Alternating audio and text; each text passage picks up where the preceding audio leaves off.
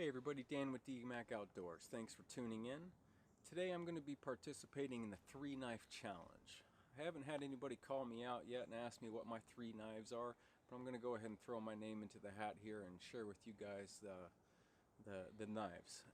I'm a big knife guy. I really enjoy my sharp, pointy, pokey things right there, and just wanted to do a little show and tell with you guys here. I believe the prescription for the 3-knife challenge was to show off your everyday carry knife, show off your favorite and most used knife, and then to show off your most unique knife. So let's go ahead and dive in and get started.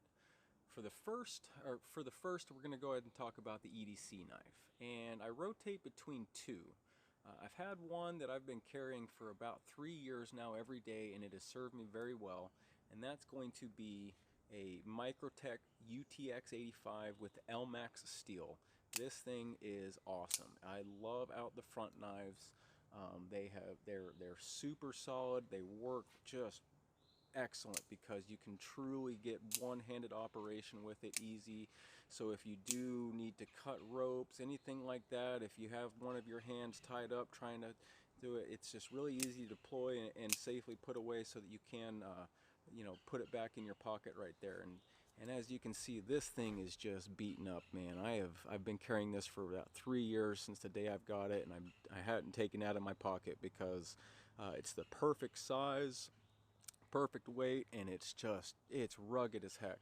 Don't let anybody fool you when they say that OTF knives are kind of weak and kind of chintzy, because I can guarantee I have beaten the snot out of this knife right here, and it just keeps on ticking, and it still just fires in and out super quick. OTF knives are awesome, especially if you're trying to do that true one-handed manipulation of your pocket knife.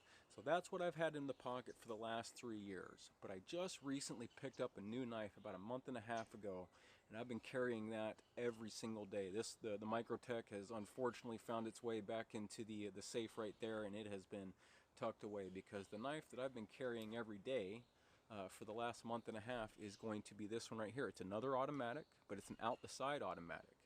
And this one is a Protech Godson with 154 cm steel, and this thing is awesome, man. Protechs, holy cow! I am so glad that I picked one up, because they're fun to play with, and they're super utilitarian.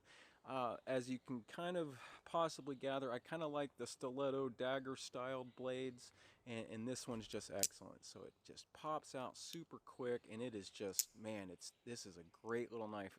It's super light. It only weighs like 3 ounces, so it's nice and light in the pocket. It's got great handle. It's just, this is an excellent knife right here. So that's the Protech Godson, and as you can see, that thing just jumps out, man. And I've been kind of a fan of the out the side versus the out the front knife, because I don't have any misfires with the out the side. I typically don't have misfires with the Microtech, but if it hits up against something while it's deploying, it is going to fall off track and stop the deployment. So you either need to pull it out or fling it out to get it to lock up right there. And I haven't experienced that problem with the out the side. Even if I come to right there, if I stop it and I let go, it's still going to get out to positive lockup. So that has just served me very well. So those are my 2 EDC knives that I carry all the time. Getting into my favorite knife, my most used knife, it's going to be the knife that I take with me whenever I'm out in the woods, whenever I'm hiking, hunting, camping, climbing, any of that stuff. The knife that goes with me is going to be my Benchmade 162 Bushcrafter. And this guy is man, this thing is a hoss. This is just a beast of a knife. It's a big chunk of S30V steel, so it's nice and stainless, so I don't have to worry about it rusting on me or anything like that. S30V just has amazing blade retention, edge retention, and this one has absolutely proven to me that it's got great retention. And you can see, I've used this quite a bit, but it still looks like it's almost brand new, man. It doesn't have a whole lot of scuffs or scratches, because it's just a nice hard steel. The handle is starting to take a beating. I've got a bunch of nicks and scratches in the G10 right there, but this is that's been an awesome knife, and it just, man, skins, it fillets, it feather sticks, it batons, it does all the chores that you would ever need it to do. This is absolutely an all-arounder outdoor knife, one that I highly recommend. I picked that up using my REI Dividend a couple years ago, and it has just been a heck of a knife right here. And finally, getting into my most unique knife, I don't really have any crazy off-the-wall knives, and I had to really think about the unique knives that I have, and it has to be the one that I carry on my belt every day. For everyday carry, I carry a fixed blade and I carry a folding knife in my pocket.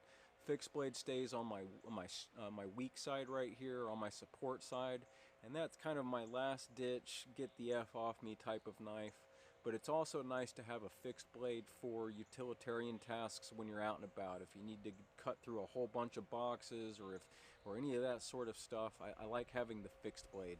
And the fixed blade that I carry around with me all the time is going to be this guy right here, and this is a WRKT knucklehead, White River Knife and Tool knucklehead. This is also a chunk of S30V steel, and this thing, I've had it for probably about 5 years now, and the day that I got it, I put it on my belt and I haven't taken it off because it's just excellent, man. It's super lightweight, it's super small, but it is just ergonomic as heck. You can go, traditional grip, you can go ice pick grip with it.